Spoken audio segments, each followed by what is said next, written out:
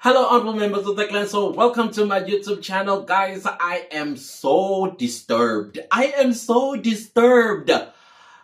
beginning to think I might have high blood pressure. I did go to the doctor today just to check if things are okay this morning. Well, they're not finding any traces of it at all, which I kind of feel very lucky, I must say, considering that I was a big guy. Not that I'm no longer a big guy, but you know what I'm trying to say here. The weight is going all right. I'm talking about the weight loss. But here's something that is really bothering me. When was it? 2 days ago or so, I talked about the Chapter 9 institutions, right? And I said, of course, they are enshrined or mandated by the Constitution for them to exist. And I keep hearing people say we need to disband the South African Human Rights Commission. And I said that is impossible. Almost impossible. Not that it cannot, but it's almost impossible because the members of parliament are the ones that are responsible for that to happen. And you need 2/3 majority of them to get rid of it. But then again, a country, and especially a democracy, needs to have an institution such as this one to safeguard the human rights of the citizens, right? But we are not there. But I remember there was another Chapter 9 institution that has been quiet in all of these things that are happening in our country, especially where we feel that there's an ethnic cleansing of South Africans, where the mudding of the blood, and also some even believe there is some kind of colonialism that is taking place. And the judgment yesterday by the Constitutional Court that a man can now take his wife's surname. And we all know that in South Africa, especially the majority of the population, that will never happen. There's no black person in this country will ever do that practice. Ever. I don't know about the other races, but not the majority of this country's citizens will do that. Ever.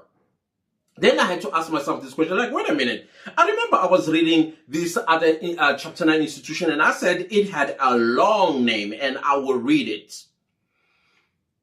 Commission for Promotion and Protection of the Rights of Cultural, Religious, and Linguistic Communities.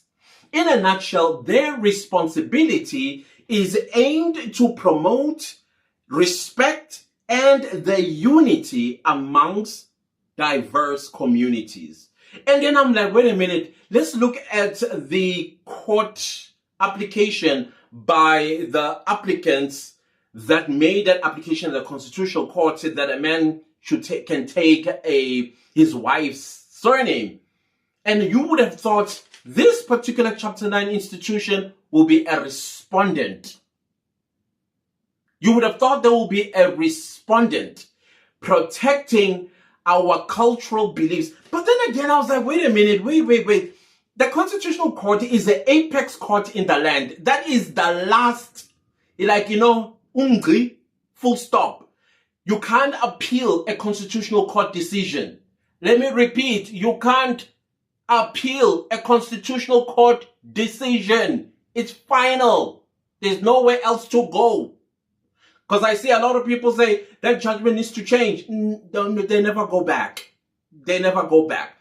But then again, I was like, this particular Chapter 9 institution should have gone under Section 15 of the Constitution. Because when I was reading the Constitution, I'm like, I know there is a provision about religion, culture, and all that stuff in the Constitution. And I have it here. Let me just wear my glasses because I'm a little blind, y'all.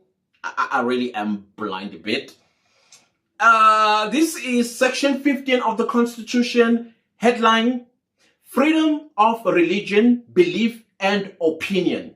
Section 15 says everyone has the right to freedom of conscience, religion, thought, belief, and opinion. Yeah, you know opinion, the stuff that 30%ers don't know anything about? Yeah, that.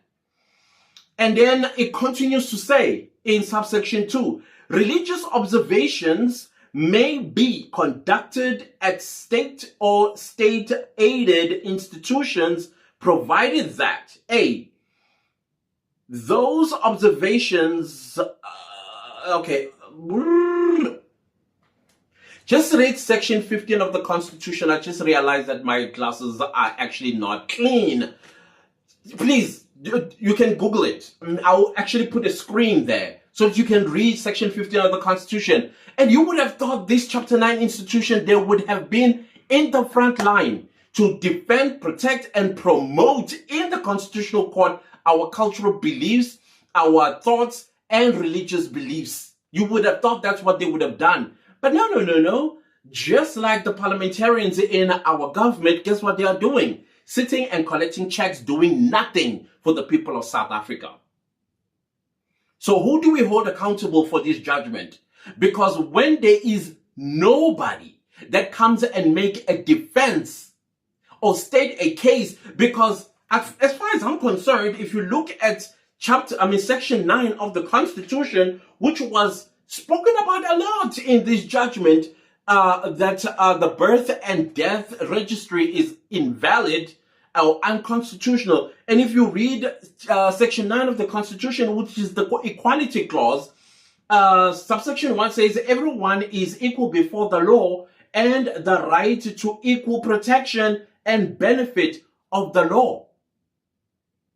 So you telling me that the applicant's rights overrode the rights of those that practice their culture, traditions, and customs and norms, to say, as a man, I would like my wife to take my surname, and as a woman, I would like to be Uma Tumagute and be proud to be Uma Tumagute or Uma Shange or Uma Nyao or whatever it is my clan names are. Because I've seen women, black women I'm going to speak for, I don't know about other cultures, so proud to carry their husband's surname. So you telling me the applicant's rights were more important than our cultural beliefs, norms, and customs and values? I am a bit confused, Constitutional Court.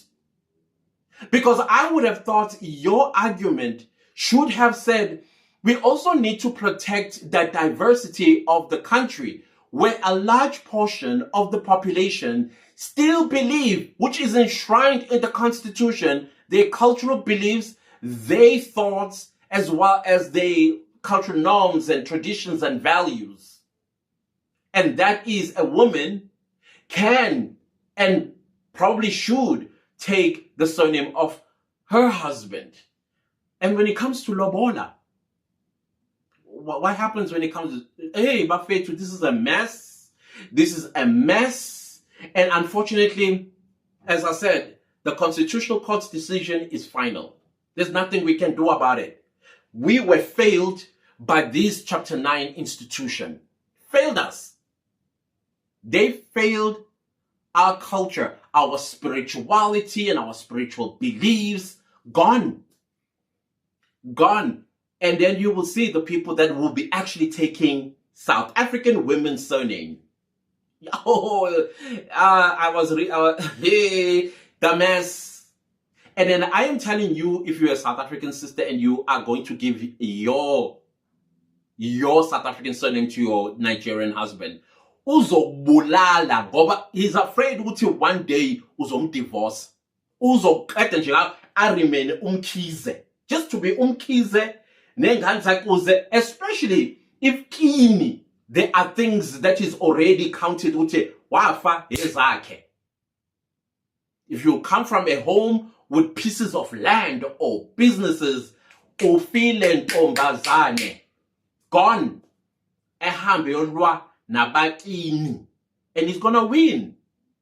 Because a Constitutional Court took a decision, and that precedent is powerful than any court that you might run to. Uyohlezi a winner. Kodwa okusalayo, you be gone when slim. Anyways, I'll leave it here. I'm just saying, we have Chapter 9 institutions that are sleeping on the job, and things like this are happening, and now they're going on television and radio stations making silly comments. Where were they? Other than that, I will leave it here because my blood pressure is starting to rise again and my nose is starting to sweat. And when that happens, that means I'm getting angry. Other than that, see you guys next time. Goodbye.